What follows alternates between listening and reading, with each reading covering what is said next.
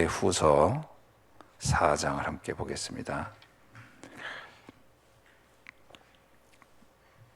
디모데후서 4장 3절로 5절 우리 한번 보겠습니다. 디모데후서 4장 3절로 5절 우리 함께 다 같이 말씀 보시죠. 때가 이르니 사람이 바른 교훈을 받지 아니하며 귀가 가려워서 자기의 사욕을 따를 스승을 많이 두고 또 그 귀를 진리에서 돌이켜 허탄한 이야기를 따르니라. 그러나 너는 모든 일에 신중하고 고난을 받으며 전도자의 일을 하며 내 직분을 다하라. 아멘.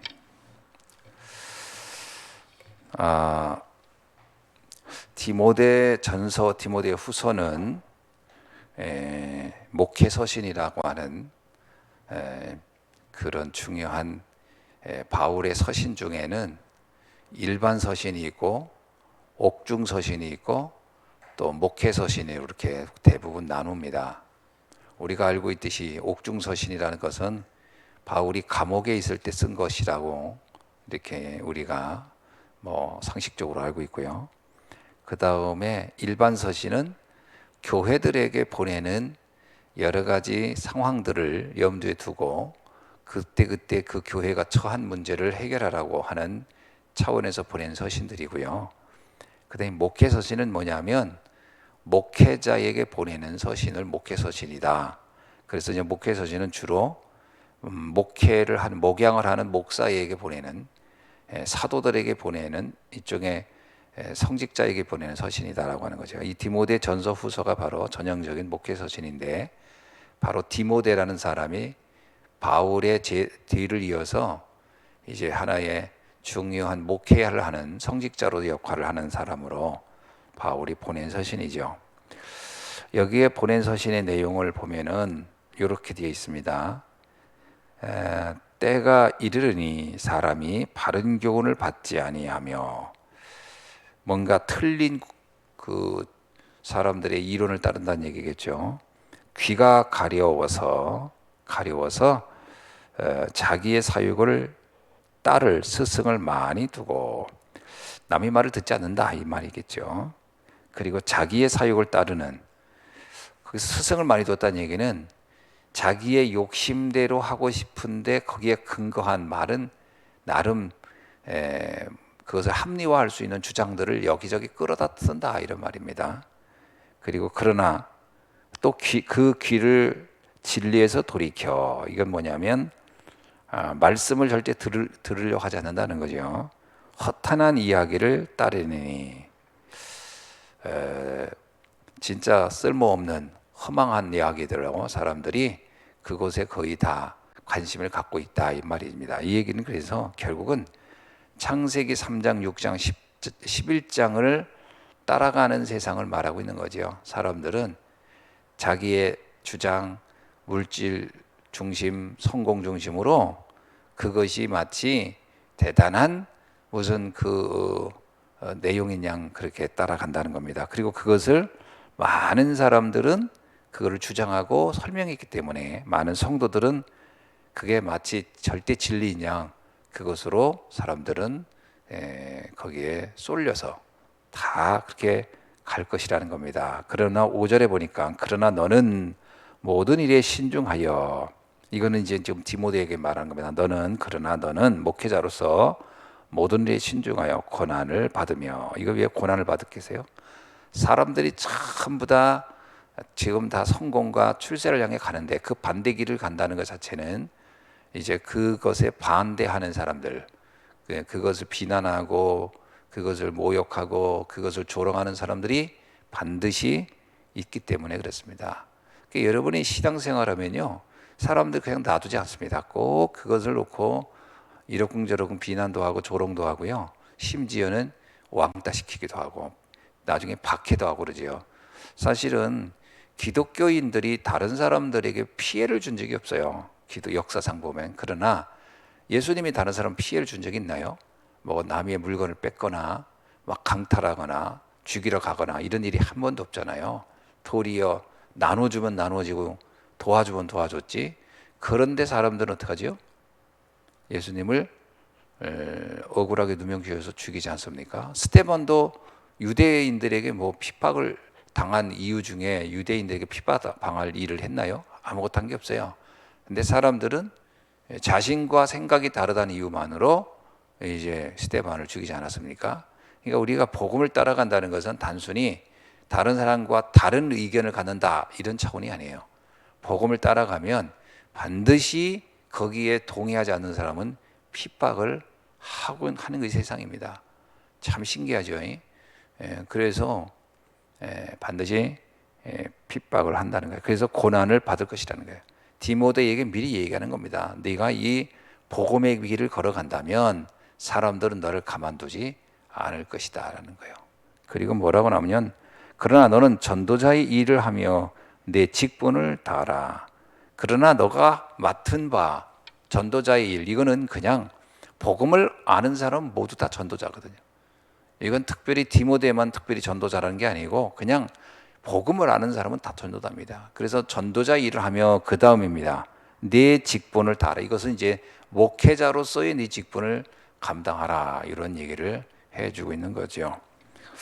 자, 그렇다면은 디모데가 어떤 중심을 가지고 살았을까라는 것을 우리는 예측할 수 있습니다.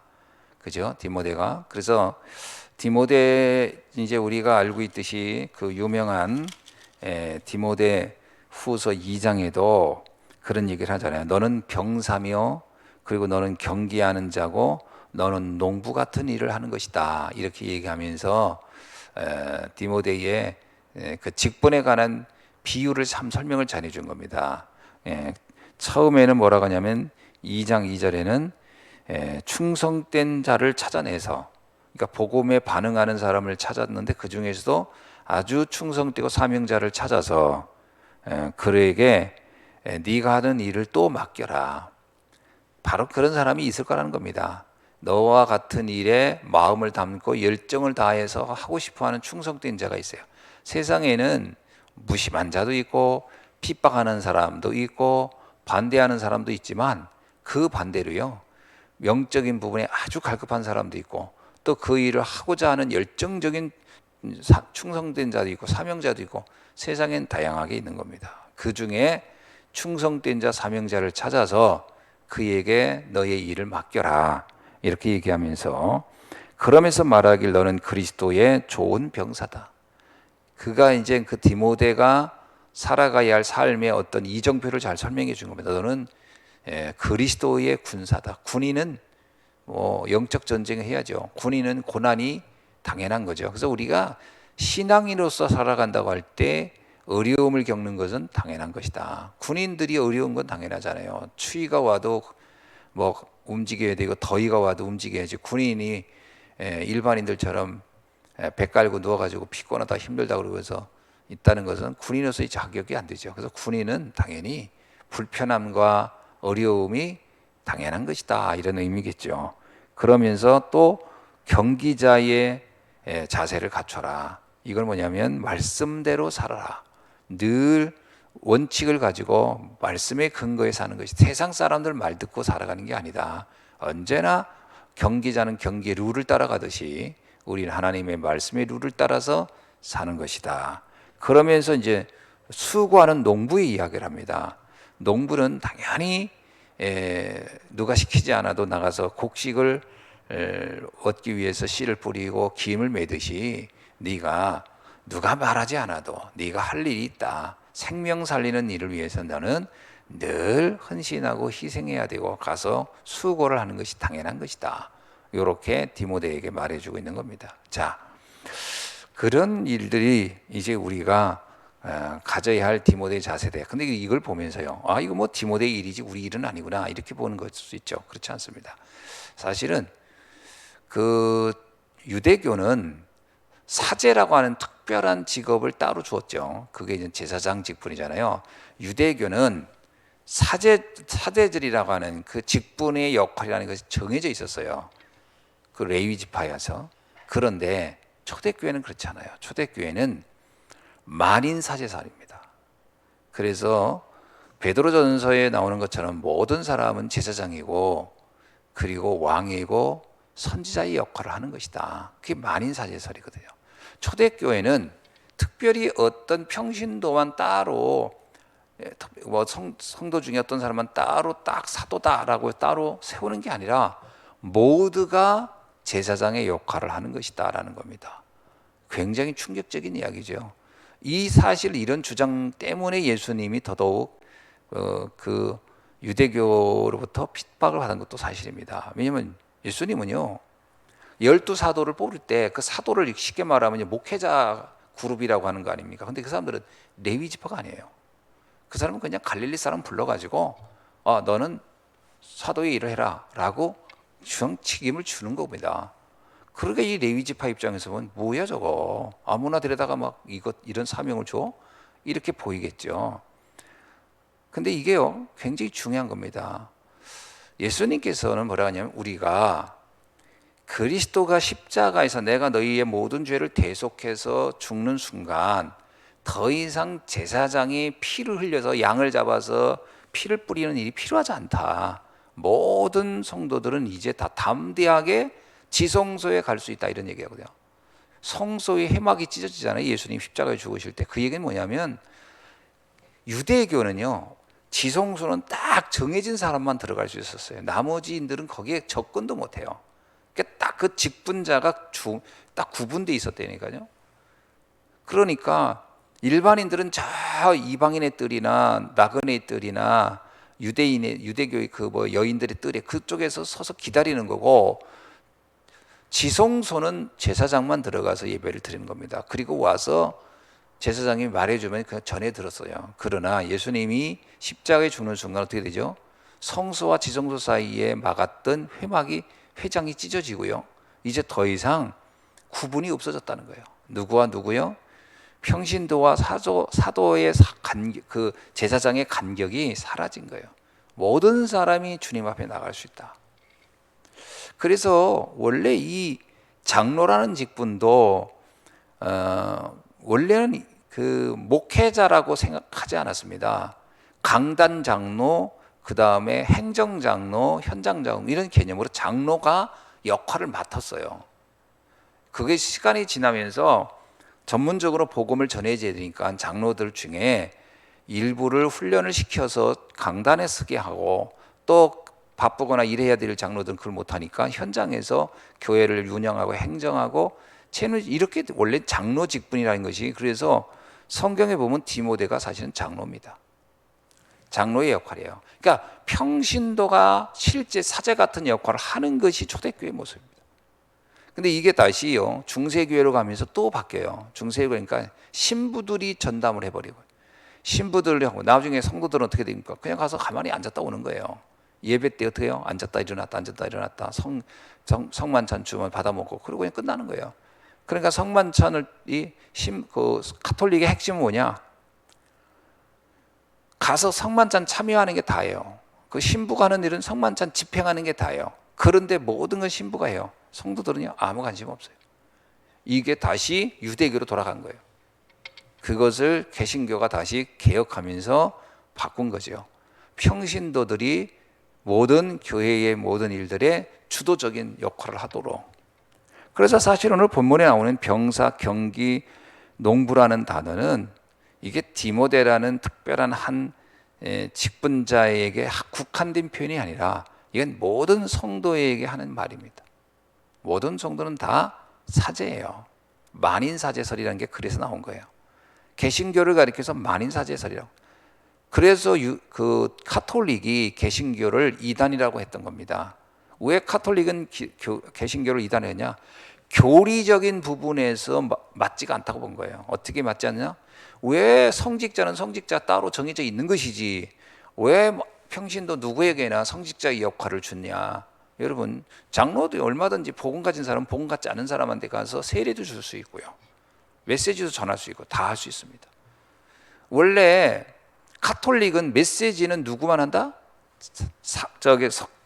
신부만 할 수 있는 거예요. 신부만 메시지는 나머지는 메시지를 전혀 하면 안 돼요. 그래서 카톨릭에서는 그거를 구분하기 위해서 어떻게 했냐? 언어를 구분해 버렸어요. 신부들은 라틴어로 메시지를 하라. 그리고 성도들은 라틴어를 배우지 말아라. 그래가지고 얼마나 웃기냐면 성경책이 전부 다 라틴어로 돼 있어요. 절대로 라틴어를 그들의 모국어로 번역을 하면 그거는 이단이 되는 거예요. 그러면 신부들만 따로 라틴어로 공부해요. 그리고 성경은 누구만 읽느냐? 신부만 전용으로 읽었어요. 성도들은 성경을 읽으면 절대 안 됐습니다. 성경은 가지고도 돼도 안 되고 읽어도 안 돼요. 일반인들은. 그러게 이게 얼마나 웃기는 일이에요. 그러니까 신부가 자기들만 성경 읽어요. 그러면 어떤 문제가 와요? 성경의 내용을 제가 얼마든지 왜곡시켜도 성도들은 몰라요. 왜? 읽어본 적이 없으니까. 그러면 성도들은 어떻게 신앙생활 합니까? 알 길이 없잖아요. 그래서 한 것이 그림을 그려 붙인 거예요. 왜 카톨릭엔 그림이 많으냐? 성경을 못 읽게 하니까 어떻게 신앙생활을 할지 몰라. 그러면 그림으로 보여줄게. 그래서 카톨릭은 들어가면요, 언제나 예수님의 탄생부터 마지막에 부활까지 를 그림으로 다 그려놨어요.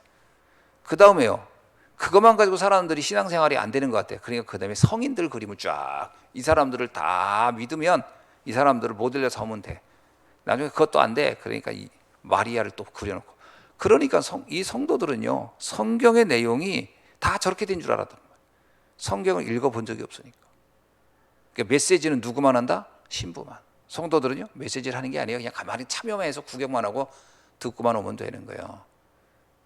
이게 카톨릭의 문제였습니다. 이거를 완전히 근본적으로 뒤집은 사람이 누구냐면 루터예요. 루터가 이 라틴어로 성경을 다 독일어로 번역해서 다 나눠줘 버린 거예요. 성경을 니들 직접 읽어봐라. 안 그렇다. 신부가 말하는 거 다 틀린다. 거의 다 거짓말이 대부분이다. 그래서 사람들이 처음으로 독일어로 된 성경을 처음으로 본 거예요. 독일인들이. 얼마나 충격했겠어요. 그게 종교개혁에 불을 붙인 거예요. 자, 그래서 우리는 뭐를 회복해야 되죠? 그 다음부터요, 그 개신교는 뭐가 생기냐면 구역장이라는 게 생긴 거예요. 처음으로. 속회라는 거, 이런 게 처음으로 생긴 겁니다. 카톨릭은 존재하지 않아요. 너희들이 직접 현장에서 말씀 보고 이해했으면 전달해라. 평신도 전도라는 게 처음으로 만들어진 거예요. 굉장히 충격적인 얘기인 거죠. 우리는 지금 우리가 성경을 읽고 막 사람들한테 복음 전한다는 게 당연한 것처럼 여기지만 이게요, 수백 년간은 금지됐던 겁니다. 절대로 하면 안 되는 거로. 그것 때문에 얼마나 많은 이거를 주장했던 사람들이 화형당하고 죽었는지 알 수가 없어요. 그 수많은 사람들이 피 흘린 결과로 얻어낸 게 지금 우리가 성경을 읽는 것이고 이것을 우리가 전달하는 자격을 부여받은 겁니다. 성경은 분명히 말했거든요. 모든 사람이 다 복음 전할 수 있다고. 이거를 완전 뒤집어 놓은 거거든요. 그러니까 뭐 여자들이 투표하기 위해서도 얼마나 많은 사람이 희생한 결과 투표를 합니까? 그걸 알면 투표한다는 게 참 자랑스러운 것인 것처럼 똑같아요. 우리가 성경을 읽고 전할 수 있다는 것은 수많은 사람들이 피를 흘린 결과입니다. 그렇게 된 거예요. 오늘날 모슬렘도 비슷합니다. 모슬렘도요, 그 코란을 다른 나라 말로 번역하면 안 돼요. 그죠? 아랍어로만 돼 있어요. 비슷한 겁니다. 그게 이제 그런 전통들을 가지고 있는 거예요. 특권층을 만들기 위해서. 자, 그렇다면 오늘 우리가 내가 정말 병사 같은가? 나는 경기하는 선수 같은가? 나는 농부 같은 일을 하고 있는가? 자, 이런 것이 우리에게 뭐가 돼야 된다? 기도가 돼야 되는 거죠. 기도를 한다고 할 때 뭘 기도할 것인가? 자, 그래서 오늘 우리는 오늘 이 아침에 기도의 비밀을 우리는 분명히 좀 찾아야 되겠어. 기도의 비밀을 찾지 못하면 우리는 많은 장애물 앞에서 넘어서지 못할 것이다. 그렇죠? 그래서 어떠면요, 정확한 그 성경의 비밀들을 모르면 잘 모르니까요. 그러니까 얼마나 카톨릭인들이 기도를 이상하게 했겠어요. 카톨릭인들이 기도를 할 때 봤습니까? 그 무슨 이렇게 돌로 만드는 그 돌상 앞에 가서 그리고 촛불 켜놓고서 그리고서 이렇게 하잖아요. 이렇게 기도합니다. 이게 기도에 그리고 나서 뭘 돌리면 묵주도 돌립니다. 그러면서 계속 뭐냐면 복 달라고 비는 거거든요. 가톨릭인들도 굉장히 믿음 좋다고 하고 하는데 그 기도 우리가 보면 어떻습니까? 그게요, 문화로 보면 저렇게 멋있나 보다 하지만 성경적으로 보면요, 완전 말도 안 되는 기도를 하고 있는 거예요. 그러니까 말씀을 잘 이해 못하면 열심히 하는 신앙생활이 다 틀리게 하게 되는 거예요. 모르니까 자기 생각대로 하는 거예요. 생각대로. 이게 다 묵주 이런 게 성경에 한 군데도 없어요. 근데 가톨릭은 다 이거 돌리고 있어요. 이렇게 하는 거 성경 어디에도 없어요. 근데 다 이게 타는 건 줄 알아요. 왜? 다 그렇게 가르쳤고 그런 줄 알아요. 말도 안 되는 기도를 계속 하고 있는 거예요. 우리가 보면 근데 희한하게요. 이거 뭐 돌리는 건 또 불교에서도 해요. 그러니까 다 사람의 생각이라는 게 비슷한가 봐. 기도 내용들은요, 절에서 하는 거나 교회에서 하는 거나 성당에서 또 내용 다 같아. 그러니까 도대체 기도라는 것도 전부 다 자기 나름대로. 그게 출애굽 때 아론이 그랬던 거예요. 아론이 하나님 섬긴다 하면서 금송아지 만들어 놨죠. 근데 이거는 안 배워도 금송아지 만들어 놓고서 신이라고 믿었던 거는 바알신도 그랬고 아세라상도 그렇고 전 세계에요. 금상 만들어 놓고 섬기는 건 다 비슷해요. 이거는 그냥 본능적으로 그렇게 하는 것 같아요. 왜? 흑암이 그렇게 가리키는 것 같아요. 그 기도도 바르게 배워야 돼요. 예수님이 그러잖아요. 무엇을 먹고 마시고 입을가를 구하지 말라. 그거는 그냥 이방인들이 의뢰히 하는 기도다. 그냥 아무 때나 하는 기도다. 그거는 우리가 해야 할 기도가 아니다. 우리의 기도는 뭐죠? 그의 나라와 의를 구하는 것이다. 본질적인 기도 내용도 완전히 예수님께서 바꿔버렸어요. 그래서 우리는 기도에 관해서 분명히 알아야 됩니다. 그래서 이 기도의 비밀, 기도에 대한 진정한 가치를 발견하지 못하면 어려움 앞에 우리는 넘어가지 못해요. 사람들이 기도를 할 때요, 어려운 문제 해결을 놓고 기도를 많이 하거든요. 그렇죠? 어려운 문제를 해결하기 위해서 기도한다고 하는 것이 일상적인 일반 그냥 그 고정관념입니다. 문제가 있어? 그럼 기도해서 해결해. 근데요, 성경을 가만히 읽어보세요. 문제를 놓고 기도를 했을 경우에 했던 대표적인 사람이 한나입니다. 한나가 문제 놓고 계속 기도했어요. 문제 해결해 달라고. 근데 응답을 못 받았어요. 어느 날 한나가 깨달았어요. 내가 뭔가 잘못된 기도를 하고 있구나. 문제 해결이 아니고 이 문제 속에 하나님의 계획이 뭘까를 물어야 되는 거구나. 이렇게 바뀐 거예요, 기도가. 여러분, 하나님의 자녀라면 하나님의 자녀에게 준 문제는 분명히 무슨 사인이 있는 겁니다. 그 사인을 찾아내는 게 중요하지. 그렇죠? 그 문제 자체를 피하게 해달라고 하는 기도는 뭔가 본질적으로 잘못된. 만약에 선생님이 아이에게 숙제를 냈어요.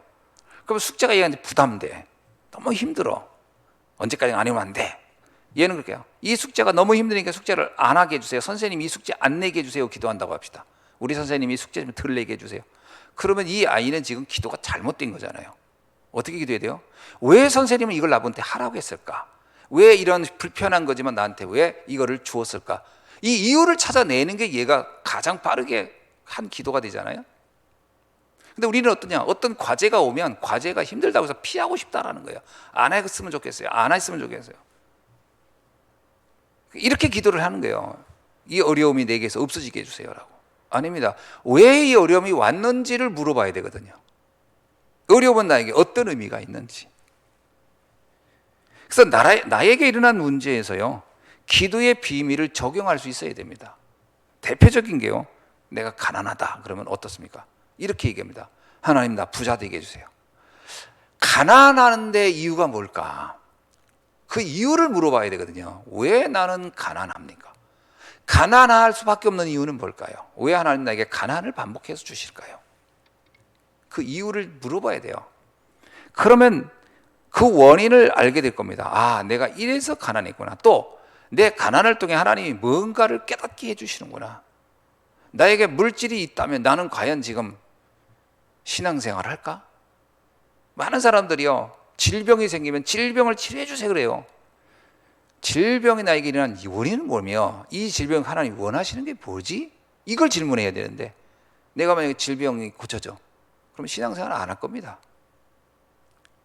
문제가 있어서 매달려도 문제 해결돼 보세요. 문제 해결되나 또 끝납니다. 문제를 준 데 이유가 있거든요. 이게 이 원인을 정확히 발견하려고 하고 거기에 사인을 발견하는 게 아니라 사인이고 뭐고 간에 난 그냥 피하고 싶어요 라고 하는 식으로 그걸 적용해 버리는 거예요. 그러니까 기도가 그렇게 가버리는 거예요.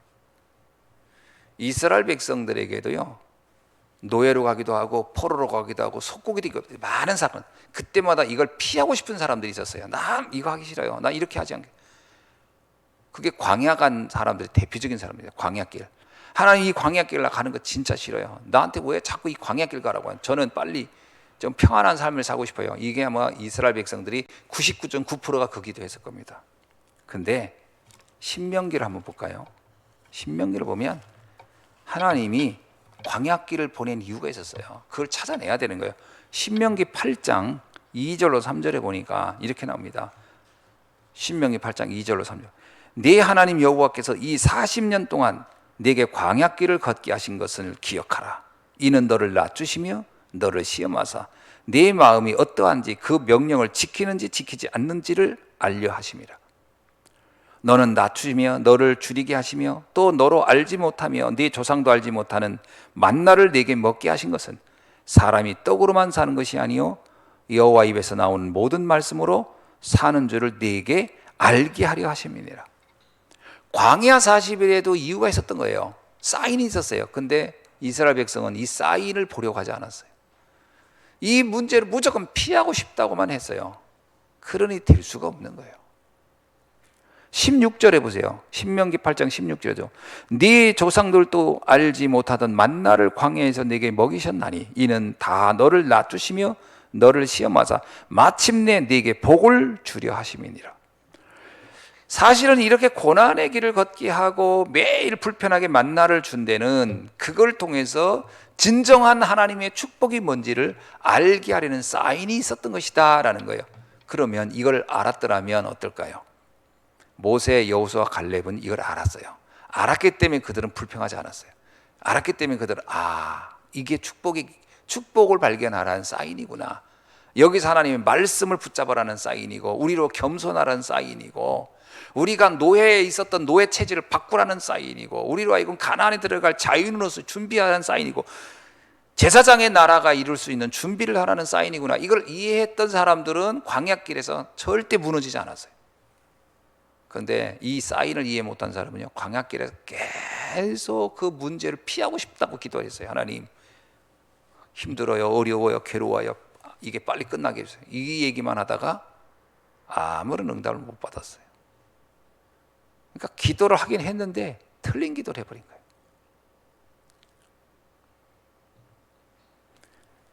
이게 그래서 이 기도의 비밀을 정확히 알아야 됩니다. 그래서 우리가 잘 생각해 보세요. 바울 사도가 어느 날 기도를 하나 했어요. 뭐냐면 자기 몸에 질병이 있는 문제로 기도했어요. 하나님, 내게 가시가 있습니다. 이런 가시는 계속 나를 괴롭힙니다.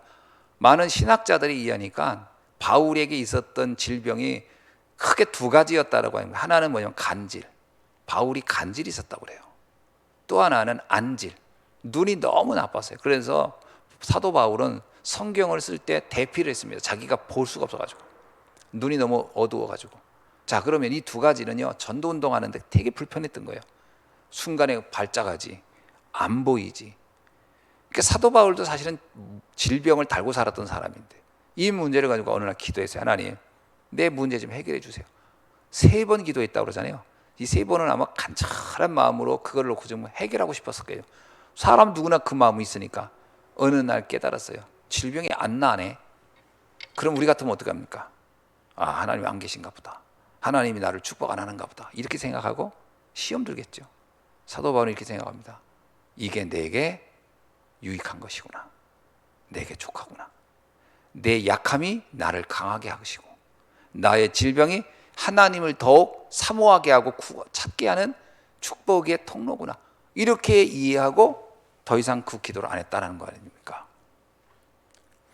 그러고 나서 사도 바울이 전도하는데 어려움이 있었나요? 아닙니다.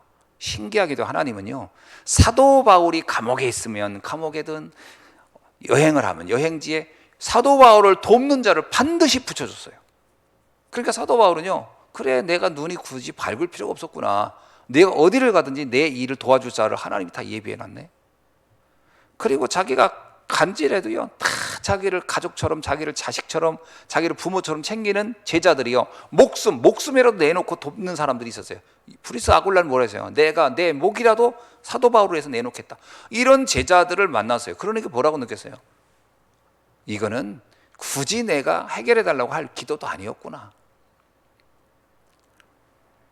하나님은 사인을 준 거였거든요. 솔직히 사도 바울 같은 똑똑한 사람이, 배경 좋은 사람이, 뭐가 아쉬운 사람이 있으면 아쉬울 게 없는 사람이에요. 집안도 보통 빵빵한 게 아니에요.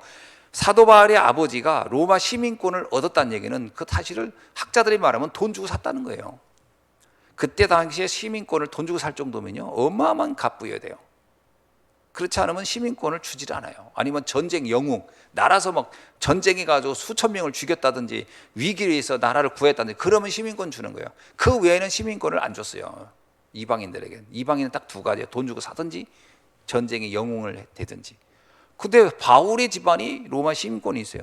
대단한 가문인 거예요. 자, 아쉬울 게 없는 똑똑한 사람이에요. 유학도 갔다 왔어요. 집안은 돈이 많아요. 내가 볼 때는 바울이요, 아쉬울 게 없는 사람이에요. 그래서 하나님이 바울에게 질병을 준 것 같아요. 질병을 줘야 바울이 겸손해지는 거예요. 그나마 그거라도 있어야, 그렇잖아요. 그래야 하나님 앞에 무릎 꿇는 사람이 되는 거예요. 그러면 사도 바울이 어느 날 깨달았을 겁니다. 이 질병은 내게 유익한 것이구나. 하나님이 나를 자고하지 않도록, 그냥 나를 교만하지 않기 위해서라고 그러냐, 나를 자고하지 않도록 하기 위해서. 교만할 확률이 너무 높은 사람이에요. 전도 운동하다가 그런 제자 만나면 사람 또 교만해져요. 그죠? 막 그런 제자들 나타나죠. 막 브리스 아굴라 같은 제자, 루디아 같은 제자, 막 가이오 같은 제자 만나보세요. 또 사람이 또 교만해져. 그런데 사도 바울 자신이 교만할 길이 없어. 왜? 간질 있지, 안질 있지. 이 질병으로 늘 그런 그 질병의 한계 속에 있는 사람이. 그래서 사도 바울이 스스로에게 말한 겁니다. 내가 이런 일이 없더라면 나는 굉장히 교만한 인간이었다. 하나님이 나를 자고하게 만드신 것이다. 겸손하게 만들기 위하여 내게 이 문제를 주셨도다. 사인을 잘 봐야 됩니다. 진짜 우린 사인 잘 봐야 돼. 하나님이 내게 이 사인을 준 이유는 뭘까? 자칫 잘못하면 나는 하나님과 관계없이 살 수가 있기 때문에 사인을 주고 있는지도 모릅니다. 경제도 마찬가지입니다. 준비가 안 된 사람한테 경제가 갑자기 생기면요, 경제가 도리어 그 사람을 무너뜨려요. 그래서 하나님은 만나같이 주는 겁니다. 하루 먹을 만큼만. 왜 저는 늘 근근히 삽니까? 하루 먹어야 될 만큼의 뭔가 내가 갱신해야 할 사항들이 많은 거예요. 그래서 40년이 거의 끝나갈 때쯤 가서는 만나를 더 이상 안 줘요. 충분히 훈련이 됐다고 보니까. 그래서 만나가 광야길 40년이 끝나갈 때는 그 만나도 끝납니다. 이제 더 이상 그렇게 근근하게 살 필요가 없다라는 거예요. 이제는 비로소 훈련이 그 과정을 넘어선 사람에게는 이제 풍족하게 저장하는 축복으로 넘어오기 시작합니다. 가장 중요한 거는 왜 맨날 불편하게 맨날 하루 한 끼만 줍니까? 라고 묻는 게 아니라, 왜 나는 하루에 한 끼를 꼭 먹어야만 될 수밖에 없도록 하나님이 이 시간표 속에 나를 불렀을까? 왜 나를 이곳을 가게 했을까? 라고 질문해야 봐야 돼요. 여기에는 이유가 있는 것이니까요. 그래야 응답이 옵니다. 교회 생활하면서도 여러 가지 걸림돌이 있을 수 있겠죠. 사람 때문에 오해도 하거나 시험 들 수 있거나, 또는 어떤 경우는 막 파별이 생기고 분열이 생기기도 할 수 있겠죠. 그때도 잘 봐야 됩니다. 우리는 좋은 사람, 수준 있는 사람이 있기를 원하지만 그건 이미 교회의 본질이 아닙니다. 그죠? 우리 교회에 만약에 최고 엘리트들만 다 앉아 있다, 그러면 이미 이거는 동호회 모임이지 교회는 다양한 사람이 다 모여야 돼요. 그리고 어떤 면에서 더 연약한 사람이 많을수록 더 하나님의 역사를 볼 수 있는 기회는 더 큰 겁니다. 그죠? 바리새인들로 가득 찬 교회 상상만 해보세요. 얼마나 분위기가 어떨까? 사두개인들만 꽉 찬 교회. 나쁜 건 아니지만 좋은 것도 아니에요. 갈릴리 사람들이 그 안에 다 있고 같이 원리스 돼야 돼요. 그래서 사도행전 13장에 보면 5인 1조 보면요, 황제의 가족부터 저 노예까지 다 구성원이 됐어요. 그게 교회의 진정한 모습입니다. 다양한 모습이어야 돼요. 그러니까 교회에서요, 내 수준에 안 맞는다, 어쩌다 해서 갈등하고 시험 든다는 것은 교회를 이해 못한 거예요. 교회는 다양한 사람들이 있는 겁니다. 그곳에서 하나님의 사인을 봐야 돼요. 그래서 천국엔 쓰레기통이 없다 그러잖아요. 다 필요한 적재적소에 우리를 보내시는 하나님의 이유가 있는 거죠. 그래서 절대로 사람 때문에, 환경 때문에, 어떤 사건 때문에 흔들리거나 갈등할 이유는 없다. 거기에 하나님의 숨겨진 사인이 있다는 걸 발견하면 됩니다. 그게 기도 비밀이에요. 그러면 어떻게 해야 될까요? 오늘 나오는 말씀입니다. 사람들의 이런 여러 가지 주장들에 속지 말고, 허탄한 이야기에 거기에 흔들리지 말고 어떻게 하라고요?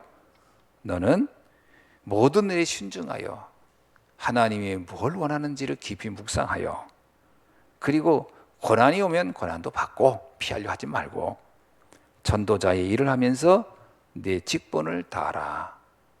그저 하나님이 내게 준 이 일 성실하게 그 일을 걸어가면 어느 날 보면 그 모든 것이 더하여지리라. 그죠?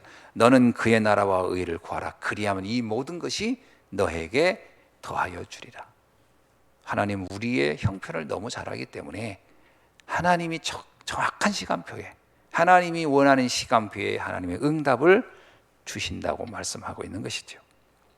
자, 오늘은 우리가 다시 한번 기도에 관한 얘기를 좀 함께 나눴습니다. 오늘 이 디모데에게 줬던 바울의 간절한 마음, 오늘 우리가 다시 한번 언약으로 붙잡고 최고의 축복을 누리는 날이 되기를 주의 이름으로 축원합니다. 기도하겠습니다. 하나님 감사합니다. 오늘 사도 바울의 간절함이 오늘 우리에게 깨닫게 하여 주시니 감사합니다.